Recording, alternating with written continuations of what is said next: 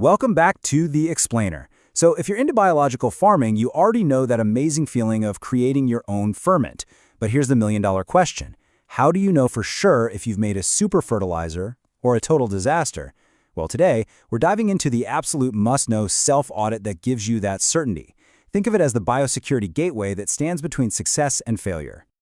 All right, let's get right into it. You've done the work. You followed the steps for your potato ferment, your hemp brew, and now you've got this bucket just teeming with biology.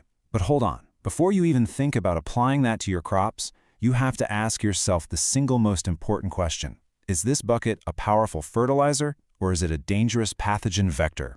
And this is the villain of our story today, biodrift.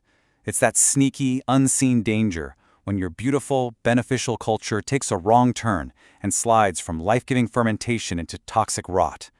Everything we're about to cover, it's all designed to stop biodrift dead in its tracks. Okay, gate number 1, your first checkpoint. And the best part? It doesn't cost a dime. It's the most ancient, most reliable piece of tech you own, your own nose. This is your primary biosecurity audit, and you already have it. You know, the whole system is really built on this one simple, powerful idea. Our bodies, over millions of years, have evolved this incredible repulsion to the smell of decay. And for a very good reason. If your brew smells fundamentally wrong to you, it almost certainly is wrong. You have to trust that instinct.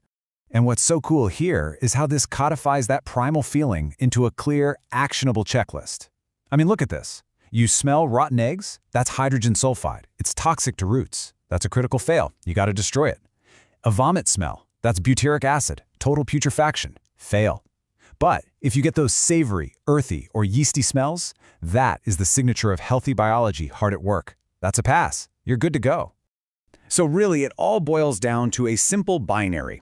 Does it smell alive and complex, like baking bread or rich soup? Or does it smell like decay and death? One is the scent of life, the other is the scent of rot. And believe me, there's absolutely no middle ground here. All right, let's move on to the next gate. We've audited our inputs, now it's time to audit the plant itself. This test is all about verifying the plant's physical armor against airborne attackers like mildew and blight. This is just such a simple, elegant test. After you've hit your plants with a lipid-building spray, say one made from hemp, you just go out and mist the leaves. And the way that water behaves, well, it tells you everything you need to know about the plant's energy reserves and its defense system.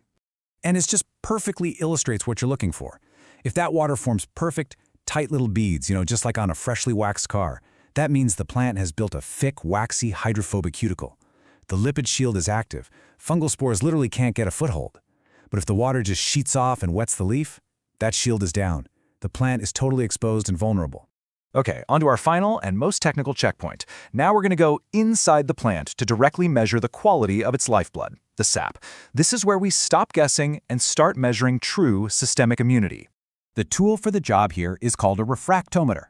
It lets us measure the percentage of dissolved solids in that sap. Now the number we're shooting for is a Brix reading of over 12.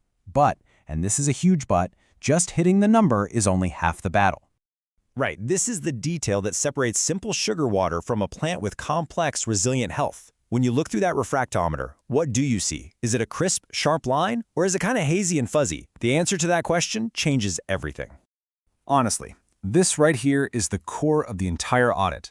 A sharp, crisp line means the sap is just loaded with simple sugars and free nitrates. It's basically junk food for pests. We call it aphid candy. But a fuzzy, blurry line, that proves the sap is this complex, nutrient-dense fluid, packed with proteins and lipids and minerals that pests physically cannot digest. That blurriness, that's the signature of true immunity. And this quote just drives the point home perfectly. Complexity trumps sheer quantity.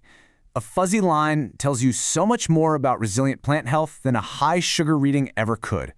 It's the proof that your biological inputs are actually being transformed into the building blocks of real immunity. So let's bring it all together. These 3 gates, the nose test, the water bead test, and the Brix Standard, they're really more than just a checklist. They represent a fundamental shift in philosophy, a move from guesswork to certainty. This is the mantra for the whole system. You stop hoping your inputs are working, and you start knowing they are. You replace all that guesswork with hard data, creating this amazing feedback loop that lets you steer your biology with absolute precision. By mastering these audits, you're literally taking direct control. You're feeding the soil's digestive system with your potato ferments, you're armoring the leaf against attack with those hemp lipids. You are commanding the plant's metabolism, and in doing so, you make your crops indigestible to pests. You literally starve them on the walls of your fortress. And this really captures the long-term vision, doesn't it?